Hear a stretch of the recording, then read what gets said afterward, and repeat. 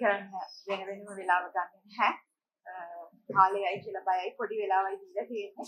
ඉතින් ඒ නිසා මේ වෙලාවේ අද මෙතෙන්ට පැමිණිච්ච ආදරණීය ඔබ සියලු දෙනාටම ස්තුතිවන්ත වෙනවා. හරි. ඉතින් මම ඉක්මනට පටන් ගන්නම්. මම කැමති මේකට මම කොහොමද සම්බන්ධ වුනේ කියලා. කතාවට මේ ටයිටල් එක දෙන්න කොහොමද සම්බන්ධ වුනේ කියලා. ඕනම කෘතියක් ඕනම සාහිත්‍ය කෘතියක් කියවනවා කියන්නේ හරියට වංකගිරියකට ඇතුල් වෙනවා වගේ. ඊට පස්සේ ඒ ගැන කතා කරන්න කිව්වහම හරි අමාරුයි මේ කොයි පැත්තෙන්ද මේකට ඇතුල් වෙන්නේ කියලා. ඉතින් මම සෑහෙන්න මේ පොත දෙතුන් සැරයක් කියවලා බස් එකේ යන ගමන් කල්පනා කර කර ඉඳලා තමයි මේ ටයිටල් එක හොයාගත්තේ. ලියවෙන ගමන් කියලා. දැන් ලියවෙන ගමන් කියලා කිව්ව ගමන් ඒක අර වෙයන්න වරහන් කරලා තියෙනවා. එතකොට ලියන ගමන් කියලා කියවෙන්න පුළුවන්. මේකේ අර්ථ අඩුම වශයෙන් මට පේනවා 3-4ක්. තව භාෂා සිංහල භාෂා දක්ෂයෙකුට වඩා පේන්න පුළුවන්. ඒතර දැන් ලියවෙන ගමන් කිව්වහම මේ කෙනෙක් ලියන ගමන්. ඒ කියන්නේ act of writing. ලියනවා කියන කාර්යය. ඒතර ඒ වගේම ලියවෙන ගමන් කිව්වහම ලියන ගමන් කිව්වහම ලියාගෙන යන ගමන් act of writing. ඒකත් present continuous tense එකෙන් මේ ලියාගෙන යන ගමන්, මේ සිද්ධ වෙන ගමන්, මේ වර්තමානයේ. ඒතර අනිත් එක තමයි ලියන ගමන් කියන එක නාමපදයක් නම් ඒ ගමන් ගැන ලියන. ඒක එක තව අර්ථයක්. ඒකට ලියවෙන ගමන් කියවොහම ඒක ඉක්මනටම අර ඇක්ටිව් වොයිස් එකෙන් කර්තෘකාරකයෙන් කර්ම කිසියම් ආකාරයක කර්මකාරයකට වැටිලා ඒ කර්මය බලවත් වෙනවා. ලියවෙන ගමන්. ඒක සමහර විට ලියන ගමනට වඩා වෙනස්. එතකොට ඒක තව අර්ථයක්. ඒකට ලියවෙන ගමන් කියවොහම තව අදහසක් එන්න පුළුවන්. ගමනක් ලියවෙන. ඒතර මේ විදිහට විවිධ අර්ථ මේ ටයිටල් එකෙන් එනවා කියලා මට හැඟුණා. මට ඒක අවශ්‍ය වුණා. මේ හීනේ එක්ක හීනේ පැටලෙන්න. මම ඒක ඇවිදේ දිවි Facebook එකේ හීනේ පැටලෙනවා. හීන කියන ඒවා. සාහිත්‍ය, හීන, භාෂාව. ඒ ඔක්කොම පැටලෙනවා. ඒ පැටලෙන තැන් කොතනින්ද පැටලෙන්නේ? කොතනින්ද ලෙහෙන්නේ කියලා කියන්න අමාරුයි. ඉතින් ඒ නිසායි මට මේ පොත වැදගත් වෙන්නේ. මොකද මේක මගේ පරිශ්‍රණ ශාස්ත්‍රයක් එක්ක කියන්නේ සාහිත්‍ය දිවීම සහ ඒ ඇතුලේ තියෙන ආශාවේ ඇතුලෙන් කෙරෙන ත්‍යාගශීලී බව ඉතාම වැදගත්. ඒ ඔස්සේ මම මේ පොත ගැන කතා කරන්නට උත්සාහ කරන්නේ. ඉතින් තාරකා ලියනවා හීන ගැන. දැන් හීන කිව්වහම තියෙන පුළුවන් අපි හීන දකිනවා නින්දේදී සහ අපිට පේනවා. අපිට පෙනෙන්නත් පුළුවන්, අපිට දකින්න පුළුවන්. ඒ වගේම අර රණගල මහත්මිය කිව්වා වගේ ජීවිතයේ තියෙන බලාපොරොත්තුවකටත් අපි හීන කියලා කියනවා. ඒකට මේ කොයි විදිහේ හීනත් අපි හැමෝටම පොදුයි. දැන් පොතේ ඇතුලේ ඔබ කියවුවොත් ඔබට තේරෙනවා මේ පොත ඇතුලේ යන්නේ මේ මුතුමිණිගේ හීන. ඒ හීනය මේ ජීවිතයේ තියෙන බලාපොරොත්තුව. ඒකේ තියෙන එක ඉලක්කයක්. ඒ ඉලක්කය සපුරා ගන්නට දිල්ලි විශ්වවිද්‍යාලය බලා යන මේ මුතුමිණිගේ කතාව. මුතුමිණිගේ හීන. දැන් මේ මුතුමිණිගේ හීන ලියන්නේ තාරකා. දැන් තාරකා එහෙම මුතුමිණිගේ හීන ලියනකොට මම අර ටයිටල් එකත් එක්ක මැච් කරගෙන මේ යන්නේ. ඒ ලියනකොට තාරකා ලියන්නේ මුතුමිණි ගිය ගමන. ලංකාවෙන් දිල්ලියට ගිය ගමන. ඒකට වෙන්න හේතු. ඊට පස්සේ ඒකේ ඉඳන් ආපහු ආව හැටි. ආයෙම ගිය හැටි. එහෙදි ගිය තව ගමන් දැන්. මේ ගොඩක් දේවල් ඇය ලියන. ඒවා බොහොම සවිඥානිකව බොහොම හිතලා බලලා ලියන ගමන්. හැබැයි අනිත් අතේ ඒකට මම සිංහලෙන් හරියට මේකට හරිම වචනේ දන්නේ සමා වෙන ඉන්ටර්න් පොත වෙන ගමනක් කියනවා. දැන් ඒ ගමන ඇය දැකපු ගමනක් නෙමෙයි. ඇයට පොත යන ගමන. ඇය ලියන ගමන ලියවෙන හැටි. ඇයට පාලනය කරන්න බෑ. ඇය ඒ එක ගමනක් ඇතුලේ ගමන් කොච්චරක් ලිව්වද කියලා සමහර විට ඇයවත් දන්නේ නැතුව. ඒක තමයි මේ කෘතිය. ඇයගෙන් වෙන් වෙලා මට අපි දෙන්නගෙන්ම වෙන් වෙලා ඔබට මේ හැම දිනාටම යන්නට පුළුවන් හීනයක් වෙන්නේ. ඒ අතරේ රින් ගන්න පුළුවන් වෙන්නේ මෙන්න මේ කියන ඒ අවකාශයක කොච්චර තියුණුද නැද්ද කියනවට වඩා ඒ අවකාශයක් තියෙනවා කියන එකයි සාහිත්‍යයේ වැදගත් වෙන්නේ, දිවීමේදී වැදගත් වෙන්නේ. ඒකට ඇය ලියනවා. හැබැයි ඇය ලියාගෙන යනකොට මම කිව්වා වගේ ඇය නොදන්න ගමනකුත් ඒකේ තියෙනවා. ඒ ගමන ඇයව ලියනවා. ආපහු. දැන් ඒ ලියන ගමනේ කොටසක් තමයි අද මේ දිග හැරෙන්නේ මේ විදිහට. දැන් ඇය ලියනකොට මේ යන භාෂා හරදය භාෂාවත් එක්ක ඇය කරන අරගලිය මං හිතන්නේ නෑ ඒක ඒ තරම් ලේසි දෙයක් කියලා. සිංහල ඉංග්‍රීසි එක කතා කරනකොට ඒ භාෂාව මේ භාෂාවට එකතු වෙන දේ අපි දන්නේ නැහැ. හැබැයි මේ භාෂා දෙකම ඇතුලේ පොඩි ලොස්ට් වීමක් තියෙනවා කියලා මම කියන්න කැමතියි. මොකද මම අවුරුදු 14ක් ඉන්දියාවේ ඉන්න භාෂා තුනකට පැති වෙලා හරිම ප්‍රචණ්ඩකාරී ෆීලිං එකක් තමයි මට ලැබුණේ මේ භාෂා තුනක් ඇතුලේ. සංස්කෘතිය තුනක් හෝ ඊට වඩා වැඩි ගාණක් ඇතුලේ. කෙනෙක් එහෙම වෙන්න ගත්තාම ඒ හැමතැනම වගේ. ඉතින් සමහර වෙලාවට අපිට භාෂාව ඒ තරම් ලේසියෙන් ග්‍රහණය කරගන්න බෑ. ඒතර මම දකිනවා මේක ලොකු අරගලයක්. ඇය මේ අරගලය ඇතුලේ තැනකට යනවා. ඒ සම්බන්ධකම භාෂාවත් එක්ක ඒ එන චරිතය එක්ක ඇය කරන අරගලය මට හොඳටම තේරුම් යනවා පොතේ අවසානයේ. ඒ පිටු 243 ඇය ලියනවා මනුස්ස සම්බන්ධකම් හරි විවිධයි. සමහර ඒවා උවමනාවෙන් ඇති කරගත්තත් සමහර ඒවා ඇති වෙන්නේ ඉබේ. ඔය කොයි විදිහට ඇති වුණත් ඒවායින් හිතට දැනුණ කවදාවත් අමතක කරන්න බැරි සම්බන්ධකම් තියෙන්නේ අතලොස්සයි. හැබැයි ඒ ටික ඇති ජීවිතයට හුස්ම දෙන්න හුස්ම නැති කරා. මම දැන් ඉන්නේ පුදුම. මට නම් දැන් දැනෙන්නේ හුස්ම හිර වෙන්නේ නෝවා කියලා. අන්න එතන තමයි මට මේ පුදුම මං හිතන්නේ වැදගත්. හුස්ම හිර වෙනවා. ඒ හුස්ම හිරවීම මේ කෘතිය ඇතුලේ නම් මුතුමිණිගේ ගමනේ අවුරුදු 3ක ගමනේ අවසාන මොහොත සනිටුහන් කරන තැන. ඒකයි ඔබ පොත කියවහම තේරෙයි මම කියන්නේ නැහැ කතාව. නමුත් මම කැමති මේ පොයින්ට් එක ඉස්මතු කරන්න. අවුරුදු 3ක් තිස්සේ තමන් ඉගෙන ගත්ත B.Com ඩිග්‍රී එකට ඉගෙන ගත්ත පාඩම්, එතකොට හින්දි සිනමාව ඇතුලේ දැකපු වෙනම ලෝක, ඉන්දියාවේ දිල්ලිය නුවර ඇතුලේ සිද්ධ වෙච්ච දේවල් ඇය හරියටම කිව්වා වගේ දිල්ලියට ආපු කෙනෙකුට දිල්ලිය වෙනස් කරන්න බෑ කවදාවත්. ඒ කියන්නේ ඒ තරමට වෙනස් කරන්න දේවල් තියෙනවා. හැබැයි කිසිම කෙනෙකුට දිල්ලිය වෙනස් කරන්න බෑ. නමුත් දිල්ලියට පුළුවන් ඕනෑම කෙනෙක් වෙනස් කරන්න. ඒ මම ඒකත් එක්ක 100%ක් එකතු වෙන ගමන. මම කියන්න කැමති මේ අවුරුදු 3ක ගමන මුතුමිණි අර යන ගමන ඇතුලේ අවසාන මොහොත හරිම ප්‍රබලයි. ඇයගේ තර්කණය හරහා දිගින් දිගටම යටපත් කරගෙන ඉන්න හැඟීම එක්තරා තැනකදී ඇයටම අභියෝගයක් වෙනවා. ඒක හරියට මම හිතනවා මේක මගේ පෞද්ගලික අදහස. ඇයට දිගු කාලීනව ලියන්නට තිබ්බ ආශාව හරියටම එක්තරා කාලයක ජීවිතය ඇවිල්ලා කියනවා දැන් ඒ කියන මොහොත. දැන් ඒ වෙලාවේ කොච්චර දුරට ඒ වගේම තමයි මුතුමිණිගේ කතාවත් අවසාන මොහොතේ ඇය උත්සාහ කරනවා තාර්කික බුද්ධිය හරහා මේ කියන කිසිම දෙයක් සිදු වෙන්නේ නැහැ කියලා විශ්වාස කරනවා. ඒක වෙන්න බෑ. මේ සම්බන්ධය වෙන්න බෑ.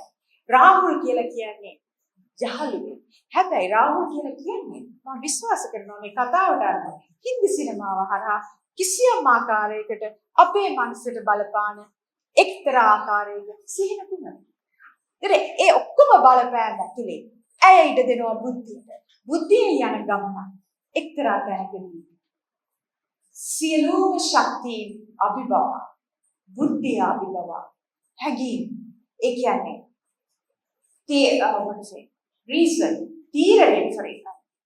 හේතුවකට ගන්නට බැහැ. මෙන්න මේකයි හේතුව කියලා කියන්නේ බැරි තැනකට අපි හැමෝම එක්තරා දවසක ජීවිතේ ගන්නවා. ඒ මොහොත තමයි මුතුමිණිගේ තීරණාත්මක මොහොත. එතනදී ඇයගේ සියලුම ශක්තිය ශාරීරික සහ මානසික ශක්තිය සියල්ල බිඳ වැටෙනවා. ඇය දැන් කලන්තය හැදෙනවා. දැන් මේ කලන්තය හැදෙන එක ලෝක සාහිත්‍යයේ බැලුවා මේ වගේ සිහි මුර්ජාවෙන එක එහෙම නැත්නම් දෙලොවක් අතර වැළෙන එක ඉතාම ප්‍රබලයි.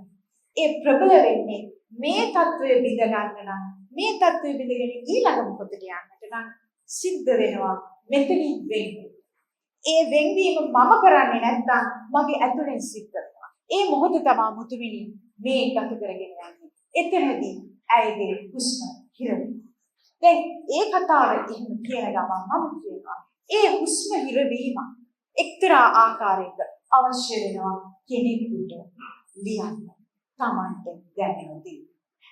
එහෙම බැලුවහම තාරකා ඇතුළේ තාරකාට පෙර සහ තාරකාට පසුව මේ අදත් සිද්ධ වෙන සියලුම රචකයෝ මම කියන්නේ රයිටර්ස්ලා සාහිත්‍ය සම්බන්ධයෙන් යන සියලුම රචකයෝ ඒ මොහොතට මොකද ඒක හරිම අභියෝගාත්මකයි. අභියෝගාත්මක වෙන්නේ එය තමන්ගේ අනන්‍යතාවයත් එක්ක පැටලෙන නිසා. අනන්‍යතාවයත් ගත්තහම කණගල මහත්මිය කිව්වා වගේ දැන් තාරකාගේ දින තාරකාගේ අනන්‍යතාවයක වෙන මේක. දැන් ඒකට ඇයිගේ පෞල් පසුබිමත් බලපාන.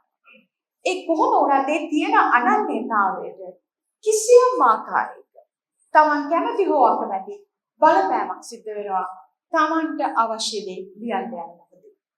හේතුව තමන් ලියන දේ නෙමෙයි හැමතිස්සෙම ලියවෙන්නේ. මම මුලදී කිව්වා වගේ ලියාගෙන යන ගමන් වෙන දේවල් ලියවෙනවා. ඕක සල්මාන් රෂ්ටි කියනවා මම ගොඩක් තැන්වල මේක උදාහරණයක් හැටියට ගන්න සාහිත්‍ය ගැන කතා කරද්දී Midnight Children කියලා. රෂ්ටි කියනවා හරියට මිනිස්සු අර මිනිස් සම්බන්ධතාව ගැන කියනවා වගේ එකිනෙකා එක්ක සම්බන්ධ වෙනකොට මේ එකිනෙකාට ලීක් වෙනවා. ඒවා හරියට තමන් කෑම හදනකොට ඒ අදාළ ඒ ව්‍යංජනයේ දාන ස්පයිසස් වගේ. ඒවා ස්පයිසස් හැදෙන්න වෙන තියෙන්නේ හරියට දානවා. ඒක මික්ස් වෙනවා. ඒකට ස්පයිසස් වලගේ රස විතරක් නෙමෙයි අර එළවලු වලට හරි මාළු වලට හරි යන්නේ. මාළු හරි එළවලු වල හරි තියෙන කොටස ඒ හරියට එකතු වෙනවා. ඒ ඔක්කොම එකතු වෙලා එකිනෙකාට ලීක් වුණාම තමයි ඒ රසය හැදෙන්නේ. ඉතින් මේකත් ඒ වගේ. ඇය මුතුමිනි නෙමෙයි. ඇය තාරකා. හැබැයි ලියන්නේ මුතුමිනි. මුතුමිනි විතරක් නෙවෙයි. මුතුමිනිට හමු වෙන අනිත් සියලුම අය. අරවින්ද, රාහුල්, දසුනි, කාංචන මේ හැම දෙනාම ඇයට හමු වෙනවා. ඒ වුණාට මුතුමිනිට ඒ සියලු දෙනාම හමු වෙන්නට කලින් තාරකාට සිද්ධ වෙනවා මුතුමිනි හමු වෙන්න. තාරකාට සිද්ධ වෙනවා අනිත් අයව හමු වෙන්න. ඒ වගේම තාරකාට සිද්ධ වෙනවා මුතුමිනි හරහා අනිත් අයව හමු වෙන්න. ඉතින් එහෙම බැලුවහම මේකත් අර රෂ්ටි කිව්වා වගේ ලීක් වෙන point එකක්. ලියනවා කියන්නේ තමන් චරිතයට ලීක් වෙනවා, චරිත තමන්ට ලීක් වෙනවා. කොයි අතද මුල් වෙන්නේ කියලා කියන්න හරි අමාරුයි. ඒක මොරිස් බ්ලෝෂෝ කියනවා කොයි පැත්තටද වෙන්නේ කියලා කියන්න බෑ. හැබැයි ඒ සිද්ධිය සිද්ධ වෙනවා. ඒ ඇතුළෙන් තමයි නිර්මාණයක් බිහි වෙන්නේ. අන්නේ ඒ මොහොත හුස්ම හිර කරන මොහොත අනන්‍යතාවයේ බිඳ වැටෙන මොහොත හැම රචකයෙක්ම තාරකා ඇතුළුව මේ අභියෝගාත්මක තීරණාත්මක මොහොතේ මුහුණ දෙනකොට එක්තරා ආකාරයකට සවිඥානිකව හෝ අවිඥානිකව තමන් කිසියම් අතහැරීමකට පය තබන අතහරිනවා. තමන්ට තමන්ගේම ආශාව වෙනුවෙන් තමන්ව අතහරිනවා. ඒක තමයි සාහිත්‍යයේ මම හිතන්නේ ලස්සනම පුදුමද. ඒ අතහැරීම සමහර විට මෙතන මම දන්නවා ගොඩක් ආගම් වලට අයත් අය ඇති. නමුත් මම බෞද්ධ ආගම පැත්තෙන් කතා කරා. බෞද්ධ දර්ශනයේ පැත්තෙන් කතා කරොත් අත්හැරීම කියන. ඒ අත්හැරීම කියන අදහස මේ නවකතාව පුරාම දිල්ලිය උගන්වන ඔබට අතහරින්න. මේ නවකතාව ඔබට උගන්වනවා අතහරින්න. අපිට මේ නවකතාව අතහැරීම උගන්වන්නට කලින් තාරකා අතහැරගෙන මේ නවකතාව ලියනවා. තාරකාට මේ සියලුම චරිත වෙන්න ඇයට ඇයව අතහරින්න සිද්ධ වෙනවා එක්තරා ආකාරයකට. අන්න ඒ අතහැරීම සාර්ථකව සිද්ධ වෙන්න දිගින් දිගට සිද්ධ වෙන්න අපිට දැනෙනවා අර චරිත හරීම සජීවීව අපිට කතා කරන්න. ඉතින් ඒක මම හිතනවා හරිම සුන්දරයි. හැබැයි හරිම අභියෝගාත්මකයි. ඒක හැම රචකයෙකුම මුහුණ දෙන තැන අන්න ඒ නිසායි මේ පොත කතුවරයගෙන් වෙන් වෙලා ගිහින් පාඨකයෝ හැටියට අපිටපත් වෙනකොට අපි මේ පොත කියවලා ආපහු ලියන්න ගන්නකොට කියවීම කියන්නේ එක්තරා ආකාරයක ලිවීමක්. අපි ලියන්න ගන්නකොට සමහර විට දැන් උදාහරණයක් කෙනෙකුට හිතන්න පුළුවන් නිම්මි කියන දෙයක් මේ පොතේ තියෙනවා. මෙච්චර එකක් මේකේ තියෙනවා. ඒක කියවලා බලන්න. මම කියන දේ මේකේ නැතුව ඇති. මම කියන්නේ අර රයිටින් මොමන්ට් එකට. ඒක ලියන්න ගිහිල්ලා ඒ ගන්න අභියෝගය ඇතුලේ කරන නිර්මාණය ඇතුලේ තාරකාට මෙතනදී කිසියම් විදියකින් තීරණය කරන්න බෑ කොහොම මේ පොත බාර ගන්නේද මේ ලෝකෙ කියලා. ප්‍රතික්ෂේප කරන්න පුළුවන්. මේ දක්වා ප්‍රතික්ෂේපයක් නැහැ. ඇයිකින් මම අහුවා. මේ දක්වා නැහැ. වෙන්න පුළුවන්. ඉතින් එක්තරා විදියකට ලියනවා කියලා කියන්නේ අර ප්‍රශ්නිකම එක්සැම්පල් එක ගත්තොත් මරණයට යර්ස් කියනවා. කොහෙන් ඇටැක් වෙයිද දන්නේ නැහැ. කොහෙන් රිජෙක්ට් වෙයිද දන්නේ නැහැ. ඒකට එවැනි දෙයක් කරන්න ලොකු ශක්තියක් තියෙනවා. ඒ ශක්තිය ගැහණියක් හැටියට මුතුමිරිට තියෙනවා මේ පොතේ. ඒ ශක්තිය ගැහණියක් හැටියට පාරකන් තියෙනවා. රචක මේ පොතේ ලේඛිකාව හැටියට. හැබැයි තව දෙයක් මට කියන්න ඕනේ ඉක්මනට මේ පොත ලේඛිකාවක් හැටියට ගැහණියක් තරුණ කාන්තාවක් මුණ දෙන සියලුම අත්දැකීම් ලිව්වත් මම හරි සන්තෝෂෙන් කියනවා මේක කිසියම් විදිහකින් ස්ත්‍රීවාදී හෝ පුරුෂවාදී හෝ නැත්නම් ඒකට එරෙහිව හොයන දෙයක් නෙමෙයි. ඊට වඩා ගොඩක් ඔබෙන් ගිහිල්ලා ස්ත්‍රී පුරුෂ කියන භාවයන් දෙකම අමතක කරලා අපි හැමෝම මිනිස්සු නේද? අපි හැමෝම දැනෙන අය නේද? අපි හැමෝම තර්කණයට වඩා එහා ගිය තැනක වැටෙනවා නේද කියන ඒ ඇත්ත ඊටාම ලස්සනට අරගෙන ඉන්නවා. ඒක මම හිතන්නේ කරන්න අමාරු දෙයක්. කොහෙවත් හිර වෙන්නේ නැතුව එතනින් එළියට එන එක මේ කාලේ ටිකක් අමාරුයි. ඉතින් ඒ නිසා ඒ අතහැරීම වෙන්වීම සිද්ධ වෙන්න මේ කතාව සජීවීව අපිට අරගෙන එනවා දිල්ලිය ගැන. ගොඩක් අය කතා කරන්නේ දිල්ලිය ගැන, ඉන්දියාව ගැන නෙගටිව් දේවල්. ජරාව, දූවිලි, අපිලිවන වෙලාවට වැඩ කරන ඔක්කොම තියෙනවා. හැබැයි තාරකායව එකක්වත් ඒ විදිහට අරන්නේ නැහැ. ඒ හැම එකක් ඇතුළෙම ඇය දකිනවා මේ හැම අස්ථාවරත්වයක් හරහාම ජීවිතය අපිට ලබා දෙන්න මොකක්ද?